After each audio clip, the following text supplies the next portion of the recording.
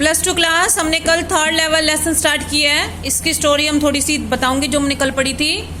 एक चार्ली नाम का आदमी है जो कि स्टेशन पे जाता है और 2 लेवल पे ट्रेन्स मिलती हैं वहाँ पे। एक तो जैसे हमारी मेट्रो है और एक जैसी हमारी सिंपल ट्रेन है जो दूर तक जाती हैं। तो वो मानता है कि उसने 3rd लेवल भी देखा है जहाँ से तीसरी टाइप की ट्रेन जो है चलती है। तो उसके फ्रेंड्स कहते हैं, उसका डॉक्टर दोस्त है वो भी कहता है कि नहीं, ये उसका वेकिंग ड्रीम विश फुलफिलमेंट है, मीन्स जागते हुए सपना देखना, कि उसको लगता है कि ऐसा है तो इसलिए उससे सबको दिखाई देता है, जबकि ऐसा कुछ नहीं है। क्योंकि 2 ही लेवल दुनिया में सबको पता है, 3rd लेवल किसी ने नहीं देखा, सिर्फ वो अकेला है जो कहता है कि 3rd लेवल है। तो एक दिन ऐसे चलते चलते वो 3rd लेवल पे पहुंच जाता है और वहां पे सबके कपड़े उसे अलग दिखते हैं। मतलब 18-19 सेंचुरी में पहुंच गया वो। वहां पे न्यूज़पेपर था द वर्ल्ड, जो कि अब पब्लिश नहीं होता, उस टाइम पब्लिश होता था। तो उसका भी उसे मतलब सपने में वो सब चीजें देख रहा है जो उस 1890 में होती थी। वहां के लोगों के कपड़े कैसे थे, और वहां से वो टिकट लेना चाहता है। पहले टिकट ऐसे मिलती थी कि कहीं भी जाना हो एक ही रेट लगता था टिकट का, 10 रुपए है तो कहीं भी उतरो। ये कोई जरूरी नहीं है कि पास जाना है तो 2 रुपए की टिकट है तो नहीं। अब ऐसे होता है जगह के ऊपर टिकट लगती है, लेकिन तब एक ही रेट था, कहीं भी जा सकते थे। तो वो गैल्सबर्ग जाना चाहता है और वो अपनी वाइफ के लिए और अपने लिए 2 टिकट लेना चाहता है, क्योंकि तब सस्ती टिकट मिलती थी। जब वो टिकट लेने के लिए टिकट क्लर्क को बुक करता है टिकट और कहता है कि मुझे टिकट चाहिए, तो वो ठीक पैसे बता देता है। लेकिन जब वो अपनी जेब से पैसे निकाल के उसे देता है तो पैसे पुराने टाइम के नहीं थे, क्योंकि करेंसी चेंज हो चुकी थी। 1890 में करेंसी अलग थी और जो प्रेजेंट डे है उसका तब करेंसी अलग है। तो टिकट क्लर्क मना कर देता है, कह देता है कि ये पैसे हमारे नहीं है। तो अब आगे करेंगे हम।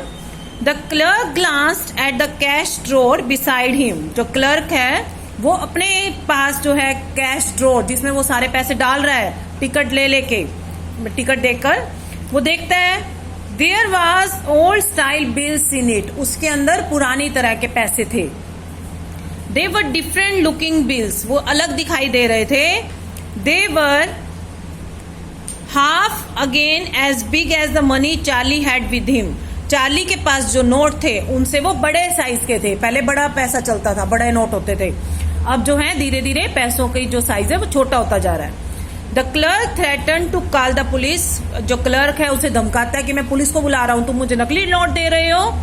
Charlie at once turned away and got out fast. Charlie डर जाता है और वो वहां से भाग जाता है।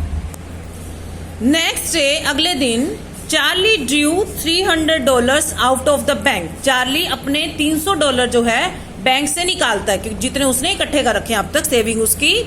And vote old size currency, और उनसे पुराने नोट खरीद लेता है। ठीक है, पुराने नोट जो 1890 के थे वो खरीद लेता है। ही हैड टू पे ए प्रीमियम, लेकिन उन्हें खरीदने के लिए उसे एक्स्ट्रा पैसे देने पड़ते हैं। पुराने नोट अगर खरीदने हैं, पुरानी करेंसी लेनी है तो उसके लिए एक्स्ट्रा प्रीमियम देना पड़ता है उसे। हिज $300, उसके 300 जो डॉलर्स थे, boat less than 200 old style bills. उससे उसको 200 पुराने नोट मिलते हैं, मतलब 300 नोटों की जगह पे 200 मिलते हैं पुराने।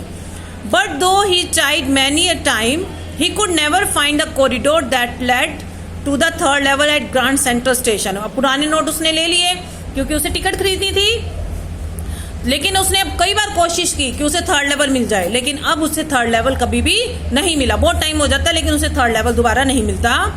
His wife became much worried when he told her about this. वो अपनी वाइफ को बताता है ये सारी बातें कि मैं 3rd लेवल पे गया था और अपने पैसे मैंने चेंज कर लिए। तो उसकी वाइफ को बड़ी चिंता होती है कि ये तो पागल हो गया, क्योंकि ऐसा कुछ है ही नहीं। She did not want him to look for the 3rd level anymore. वो उसको समझाती है कि मत ढूंढो, 3rd लेवल है ही नहीं कोई भी चीज, ठीक है, मत परेशान हो। And after a while he stopped, और कई दिनों तक ढूंढने के बाद फिर वो थक जाता है कि जब मिलता ही नहीं तो उसे भी लगता है छोड़ो नहीं मिल रहा।